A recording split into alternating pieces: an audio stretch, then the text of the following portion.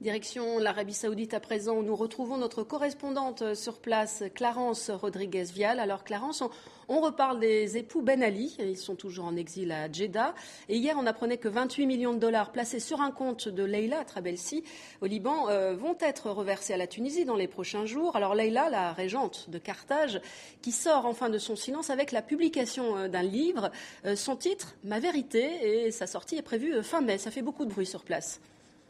Absolument, mais je ne dirais pas que cette information défraie quand même la chronique ici, que la presse saoudienne en fait sa une, non, parce qu'il faut savoir que dans ce genre de sujet, les Saoudiens préfèrent jouer la carte de la discrétion. C'est aussi le cas de la famille Ben Ali, exilée depuis le 15 janvier 2011 en Arabie Saoudite, à Abba précisément, dans le sud-ouest du royaume, et qui vit recluse et en toute sécurité dans un palais. Alors il faut savoir aussi que rares sont leurs sorties ou des articles parus dans la presse locale. J'ai même appris tout récemment, bien que l'ancien président tunisien était en excellente forme, qu'il utilisait de temps en temps la salle de sport du palais, mise à sa disposition par le gouverneur de la région d'Assir. Alors autant dire que tout va bien chez les Ben Ali. On est loin du faux coma et de l'arrêt vasculaire cardiaque de l'ancien président tunisien il y a un an. Alors Clarence, est-ce qu'on sait déjà ce qu'il y aura dans ce livre? Est-ce qu'il faut s'attendre à des révélations?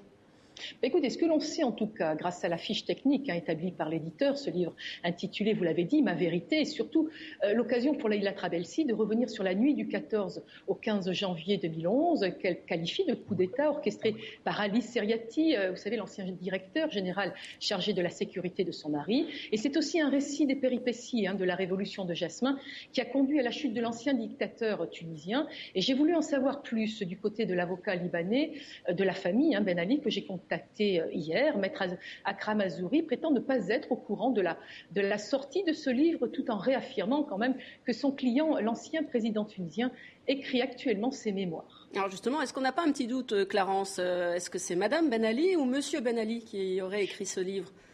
On peut en effet, Isabelle, le supposer pour une raison bien simple. Ben Ali, bien qu'il ne soit pas considéré comme un réfugié politique, comme on peut le prétendre, il ne bénéficie pour autant pas du droit de s'exprimer publiquement. C'était d'ailleurs l'une des conditions sine qua non que les autorités saoudiennes ont diplomatiquement imposées à Ben Ali lors de son arrivée dans le royaume le 15 janvier 2011.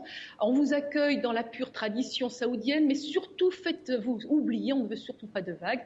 C'est aussi la raison pour laquelle l'ancien président tunisien déchu n'accorde aucune interview à la presse depuis son arrivée sur le territoire saoudien. Alors autrement dit, et quoi qu'en dise son avocat Maître Azouri, eh bien le livre Ma vérité, publié sous le nom de Leïla Trabelsi, pourrait être la vérité de Zine El Abidine Ben Ali. Une chose à peu près certaine, Isabelle, c'est que les ressortissants tunisiens ici à Riyad ne sont pas prêts de tourner la page à 24 ans de dictature.